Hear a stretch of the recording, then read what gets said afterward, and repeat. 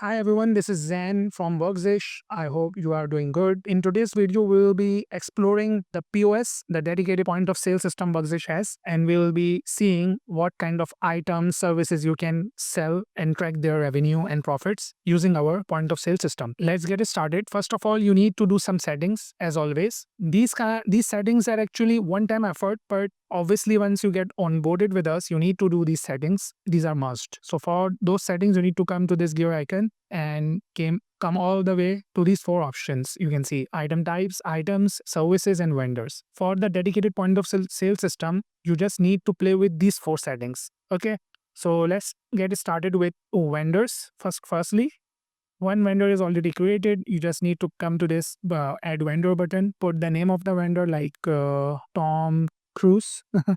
I'm just putting a random name, whatever came to my mind. I'm a big Mission Impossible fan, you can say. Then you need to enter the phone number. I am just putting another random number, and other things are optional. Just submit it, and the vendor has been created. Okay, now the second thing you need to do is to create item types. You can create as much vendors as you want. There's no limit. Okay, now let's come to the item types. You need to add an item type. What is an item type? It's the category of products you want to sell. Okay, just put protein shakes, and I want to put another item type. Let's just say boxing gloves. So you can create as much as you want. There is again no limit for creating item types. Let's just come to the third option, that is items. Now what we'll be doing, we will be creating items using these item types and vendors. We will be connecting our items with these two settings. There are no items currently. Let's just add an item. For that purpose, you first need to select the item type. Let's go with protein shakes. I will be going with nitro. You can put any name. I'm just putting random names, whatever is coming to my mind. Nitro protein. Let's just say it is a popular brand of protein shakes. Right now, you have another option, that is, do you want to enable stock management? What stock management means, if you want to track their inventory and stock. If you want to manage it, you just need to check it. If you don't want to manage it, you just need to put the cost and the price. Okay. But for this specific item, I do want stock management. Okay. So I'm just checking it and I'm submitting it. Okay. Once you have submitted those kind of items for which you want to track the inventory, track the stock, this option will be enabled. This coin icon. Once you click it, now you can add as much stocks as you want. Okay. With obviously different vendors, different cost, different stock count, different expiry dates. Okay.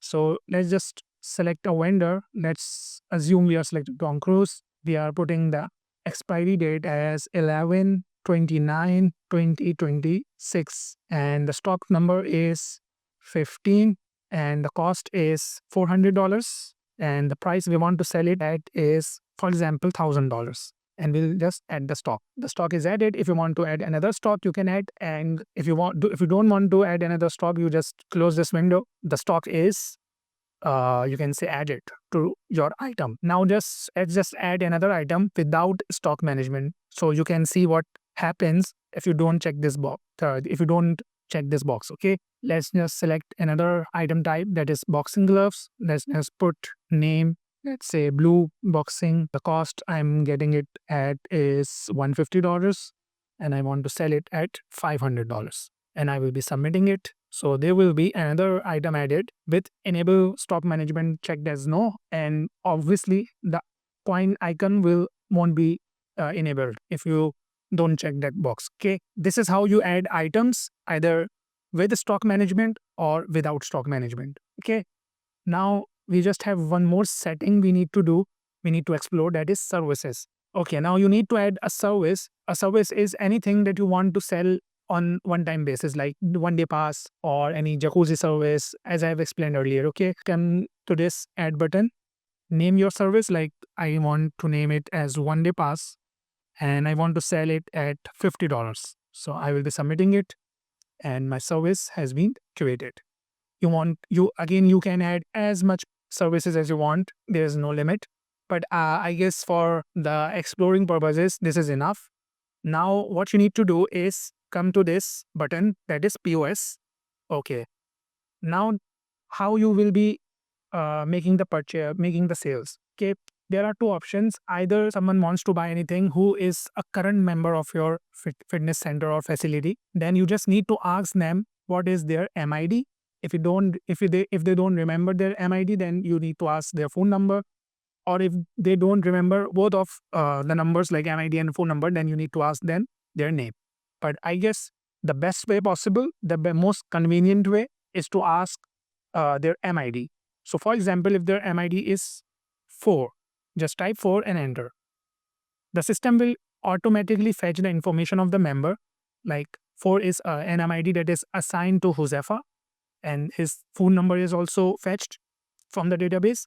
Now we just need to select what he or she wants to buy. Okay.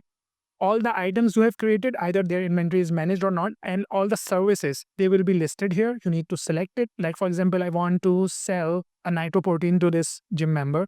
I will be selecting it and I will be choosing the quantity. You can edit this, but I just want to sell one quantity. I will be submitting it, and all the other things will be automatically populated. You don't need to add anything or subtract anything. Okay. Now, if you want to add another thing, another service or another item, you can select again. Like for example, he also wants a 1-day pass. So I will be selecting it and submitting it and collecting. Obviously, I need to select the payment type first. And now I will be collecting it. So I will be automatically landed to the invoices section of this member. And it is showing me that the invoice again has been created. Now, if you want to print it, you can print it. If you want to share it or email it, you can do whatever you want. Okay.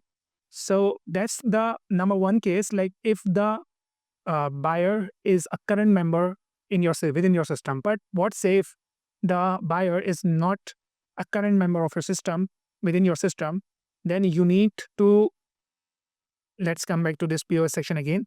You need to ask their phone number. Like for example, I'm just adding another random number. The system will tell you that no member found, please enter the name. Then you need to ask their name. For example, Quentin. Again, they want to buy a boxing glove. I just add it and submit it and collect. Again, I need to choose the payment type and collect. So what has happened? System has automatically created Quentin as a prospect because he can be a potential member in future. So we have fetched the details, his name and number, and we have created an invoice that is a POS invoice, whatever activity he has performed, financial activity he has performed. For example, after a few days, Quentin again came to you and he wanted to be a member of your gym. You just need to select this drop down and add him as a member. Once you submit it, you will be again redirected towards the membership selection pop-up. Okay. I hope this is clear, the point of sale system. Once again, if you have any questions, any queries, any ambiguities, or any confusions, you can contact our support. We'll try our best to resolve your issues. Thank you so much. Have a great day.